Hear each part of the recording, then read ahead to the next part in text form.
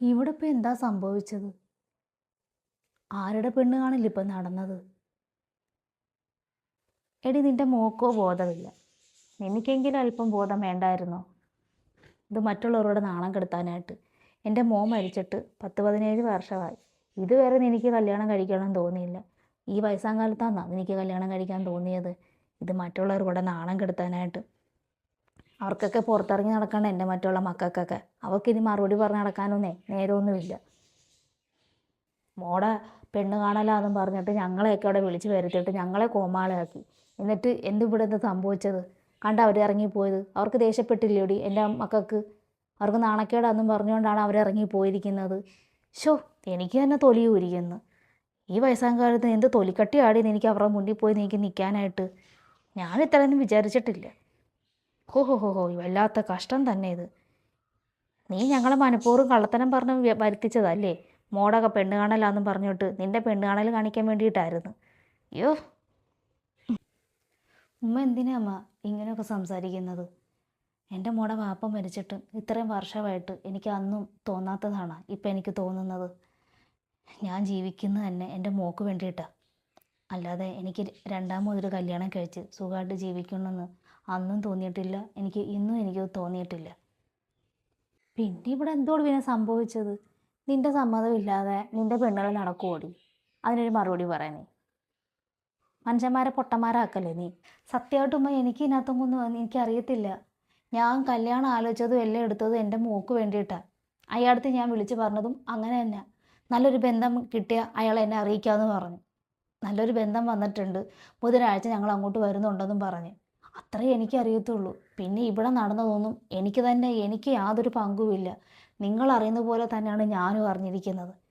പിന്നെ അവരുടെ മുന്നിൽ വെച്ച് പിന്നെ ഒന്നും പറയണ്ടല്ലോ, ഒരു സീൻ ഉണ്ടാക്കണ്ടല്ലോ എന്ന് വിചാരിച്ചിട്ട് ഞാൻ പിന്നെ ഒന്നും മിണ്ടാതിരുന്നത്. ഇതിനകത്തൊന്നും എനിക്കൊരു പങ്കുമില്ല. അല്ല, കല്യാണം കഴിക്കാൻ വേണ്ടിയിട്ട് ഞാൻ മുട്ടി നിൽക്കുമൊന്നും അല്ല അമ്മ.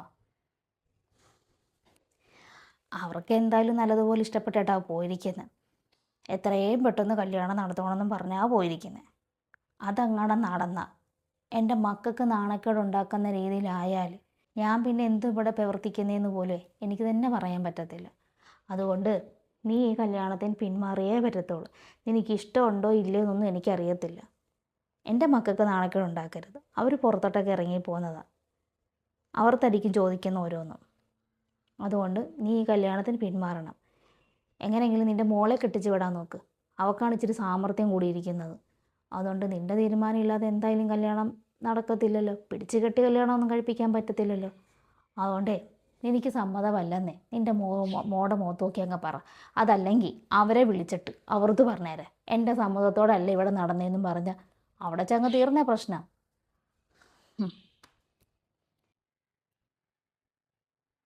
ഹോ, എന്തെല്ലാം കാര്യങ്ങളാണ് നടക്കാൻ പോകുന്നത്. ആദ്യമൊക്കെ നമുക്ക് വീടൊക്കെ ഒന്ന് പെയിൻറ്റ് ചെയ്യണമാ. അടിപൊളി പെയിൻ്റൊക്കെ അടിക്കണം. പിന്നെ റൂമൊക്കെ ഒന്ന് വൃത്തിയാക്കാനുണ്ട്. നല്ല ലൈറ്റും കാര്യങ്ങളൊക്കെ വയ്ക്കണം. വീടും പരിസരമൊക്കെ നല്ല വൃത്തിയാക്കണം. അതുപോലെ തന്നെ പിന്നെ ഈ കല്യാണം അങ്ങനെ എല്ലാ ബന്ധുക്കളടുത്തും പറയേണ്ടത്. നമുക്ക് വേണ്ടപ്പെട്ടവർ മാത്രം നമുക്ക് പറഞ്ഞാൽ മതി. നമ്മളെ കണ്ണിന് കാണാത്തവരൊക്കെ ഒരുപാടുണ്ടല്ലോ. കാണുമ്പോൾ കുറേ പുച്ഛത്തോടെ അവർക്കൊന്നും പറയണ്ട. പിന്നെ എൻ്റെ കുറച്ച് ഫ്രണ്ട്സും ഉണ്ട്, അവർക്കും പറയണം. ഓ, എൻ്റെ എത്ര നാളത്തെ സ്വപ്നമാണെന്നറിയാമോ? ഇത്രയൊക്കെ പറഞ്ഞിട്ട് ഉമ്മാടെ മുഖം എന്താണ് വല്ലായിരിക്കുന്നത്? എന്ത് പറ്റുമ്മ? എടി മോളെ, നീ ഇതെന്തോ ഭാവിച്ചിട്ടാ? എനിക്ക് ഈ കല്യാണത്തിന് ഒട്ടും സമ്മതമൊന്നുമല്ല. അവരുടെ മുന്നിൽ വെച്ച് നിന്നെ നാണം കെടുത്തണ്ടല്ലോ എന്ന് വിചാരിച്ചിട്ട് മാത്രമാണ് ഞാൻ പിന്നെ ഒന്നും മിണ്ടാതെ നിന്ന് തന്നെ. അവർ വന്ന് കയറിയപ്പോൾ നീ പെട്ടെന്ന് പറഞ്ഞപ്പോൾ തന്നെ എന്ത് ചെയ്യണമെന്ന് പോലും എനിക്കറിയാത്ത അവസ്ഥയായിപ്പോയി. വീട്ടിൽ വന്നവരോടും മോശമായിട്ട് പെരുമാറാണ്ടല്ലോ എന്ന് വിചാരിച്ചിട്ട് ഞാൻ അനങ്ങാതെ എല്ലാത്തിനും സമ്മതം മൂളിയത്. എനിക്കതൊന്നും കല്യാണത്തിനൊന്നും എനിക്ക് സമ്മതമല്ല. എനിക്കൊട്ടും താല്പര്യമില്ല. എനിക്ക് ഏറ്റവും പ്രധാനം എനിക്ക് നിൻ്റെ കാര്യമാണ്, നിൻ്റെ കല്യാണമാണ്. അല്ലാതെ എനിക്കിപ്പോൾ കല്യാണം കഴിച്ച് ജീവിക്കണമെന്നും എനിക്ക് ഒരു ആഗ്രഹവുമില്ല. അതുകൊണ്ട് നീ അവരെ വിളിച്ചിട്ട് പറ, കാര്യം പോലെ നീ പറ. അല്ലാതെ എന്നെ ഇതിന് കിട്ടത്തുമില്ല. എനിക്ക് കല്യാണം കഴിക്കുകയും വേണ്ട, എനിക്ക് അങ്ങനെ ജീവിക്കുകയും വേണ്ട. എനിക്ക് ഉമ്മ എന്താ പെട്ടെന്ന് ഇങ്ങനെ സംസാരിക്കുന്നേ? വേറെ ആരെങ്കിലും വല്ലതും പറഞ്ഞോ? എൻ്റെ പൊന്നെ, ഞങ്ങളാരും ഒന്നും പറഞ്ഞിട്ടില്ല. അല്ലെങ്കിലും അവൾ പറയുന്നതിനകത്തും കാര്യമില്ലേ? അവിടെ തീരുമാനമല്ലേ ഇത്? എനിക്ക് വേറെ പണിയൊന്നുമില്ല കൊച്ചേ. വയസ്സാം കാലത്താണോ നിൻ്റെ ഉമ്മയെ കൊണ്ട് കല്യാണം കഴിപ്പിക്കാൻ പോകുന്നത്? ആദ്യം ഇപ്പോൾ നീ പോയി കല്യാണം കഴിച്ച് ജീവിക്കാൻ നോക്ക്. ഇനി നിൻ്റെ ഉമ്മായി നീ കല്യാണം കഴിപ്പിച്ച് ഇനി മറ്റുള്ളവർക്ക് നാണക്കേട് ഉണ്ടാക്കാനായിട്ട് എൻ്റെ ബാക്കിയുള്ള മക്കൾക്കൊക്കെ നാണക്കേടാ. വയസ്സാം കാലത്ത് പെണ്ണ് കെട്ടിക്കാൻ നടക്കുന്നവള്. എനിക്ക് വേറൊരു പണിയൊന്നുമില്ല കൊച്ചേ. പ്രായമായ ഒരു മോളുള്ള സമയത്താണ് കല്യാണം കഴിപ്പിക്കാൻ നടക്കുന്നത്. ഉമ്മാക്ക് ഇവരുടെ വാക്ക് കേട്ട് ജീവിച്ച് മതിയായില്ലേ അമ്മ? ഇനിയെങ്കിലും ഉമ്മാക്ക് സ്വന്തമായിട്ടൊരു തീരുമാനം എടുത്ത് ഉമ്മാക്ക് ജീവിച്ചൂടെ? ഇനി ഇവരുടെ വാക്ക് കേട്ട് ജീവിക്കാനാണ് അത് ഉമ്മാക്ക്? ഉമ്മാക്ക് എന്നിട്ട് എന്ത് നേടി? ഉമ്മാക്ക് എന്ത് കിട്ടി? നജി ഒന്ന് ചുമ്മാ ഇരുന്നേ. നീ ആരോടെ സംസാരിക്കുന്നതെന്ന് വല്ല ബോധമുണ്ടോ നിനക്ക്? അവരാരും ഒന്നും പറഞ്ഞിട്ടല്ല. ഇത് എൻ്റെ തീരുമാനമാണ്. ഇത്രയും നാളും ഞാൻ ജീവിച്ചില്ലേ മോളെ? നിനക്ക് വേണ്ടിയിട്ടാണ് ജീവിക്കുന്നത് ഞാൻ. ഇനി അങ്ങോട്ടും അങ്ങനെ തന്നെ മതി. അല്ലാതെ എനിക്ക് കല്യാണം കച്ചേരിയൊന്നും എനിക്ക് വേണ്ട. ഇത്രയും നാളും ഞാൻ എനിക്ക് വേണ്ടിയിട്ടാണ് ഞാൻ ജീവിച്ചത്. ഇനി അങ്ങോട്ടും അങ്ങനെ തന്നെയാണ്. അല്ലാതെ എനിക്കൊരു ജീവിതം വേണമെന്നോ ഒരു ജീവിത പങ്കാളി വേണമെന്നോ എനിക്കൊരു ആഗ്രഹമൊന്നുമില്ല. ഞാൻ പറഞ്ഞല്ലോ, എൻ്റെ സമ്മതത്തോടെ അല്ല ഇതൊന്നും. നീ പിന്നെ അവരുടെ മുന്നിൽ നാണം കെടണ്ടാന്ന് വിചാരിച്ചിട്ട് ഞാൻ പിന്നെ ഒന്നും മിണ്ടാതിരുന്നതാണ്. അവർ പോയി കഴിഞ്ഞിട്ട് എനിക്ക് നിന്നോട് പറയണമെന്ന് വിചാരിച്ചെന്നാൽ. അല്ല, നീ ആവശ്യമില്ലാതെ ഉമ്മയൊന്നും പറയണ്ട.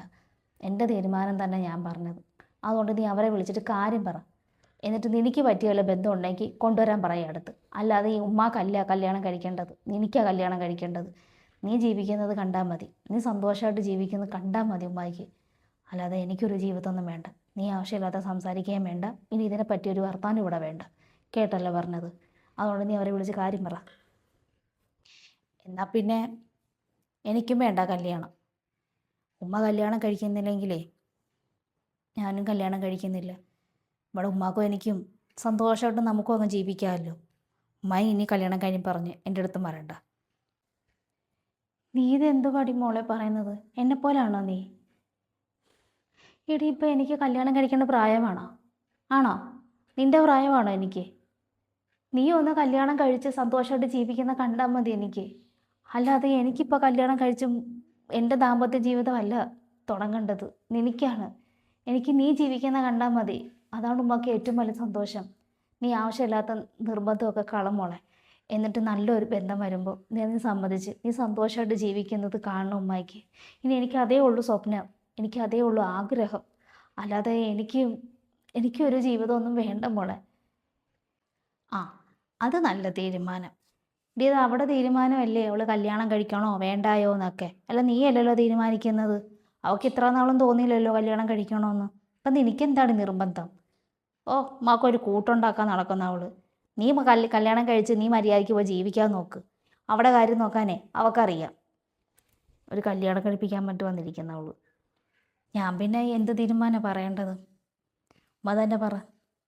ഇവർ പറയുന്ന കേട്ടോണ്ട് ഞാനും ഇനി മിണ്ടാതിരിക്കാം അല്ലേ? ഇത്രയൊക്കെ നമ്മൾ ദ്രോഹിച്ചിട്ട് ഉമ്മക്ക് മനസ്സിലായില്ലേ അമ്മ? ഇവർ നമ്മളെ ചീത്ത പറയാനും കുറ്റം പറയാനല്ലാതെ ഇവർ വാ തുറക്കുന്നത്. നല്ലത് വേണ്ടിയിട്ട് അവർ വാ തുറന്നിട്ടുണ്ടോ? ഞാനൊരു തീരുമാനം എടുത്തു തന്നെ. എനിക്കൊരു ജീവിതം ഉണ്ടാകണമെങ്കിൽ ഉമ്മാക്കൊരു കൂട്ട് വേണം. അത് പറ്റത്തില്ല. ഞാൻ കല്യാണം കഴിഞ്ഞു പോയി കഴിഞ്ഞാൽ പിന്നെ ഉമ്മയോട് ഒറ്റയ്ക്കാണ് ജീവിക്കേണ്ടത്. ഇപ്പം എനിക്ക് എന്ത് സന്തോഷം സമാധാനമാണ് ഉണ്ടാകുന്നത്? ഇപ്പം വന്നത് എനിക്കറിയാവുന്നതാണ്. നല്ല ബന്ധം തന്നെ. ഉമ്മാക്കൊരു ദോഷം ഉണ്ടാകത്തില്ല, സന്തോഷമേ ഉമ്മാക്ക് ഉണ്ടാകത്തുള്ളൂ. അതുകൊണ്ട് ഇവർ പറയുന്നത് കേട്ടോണ്ട് ഉമ്മ തുള്ളാൻ നിൽക്കല്ലേ. അവർ നമ്മുടെ നല്ലതിന് വേണ്ടിയല്ല പറയുന്നത്, നമ്മുടെ നാശം കാണാൻ ആഗ്രഹിക്കുന്നേ.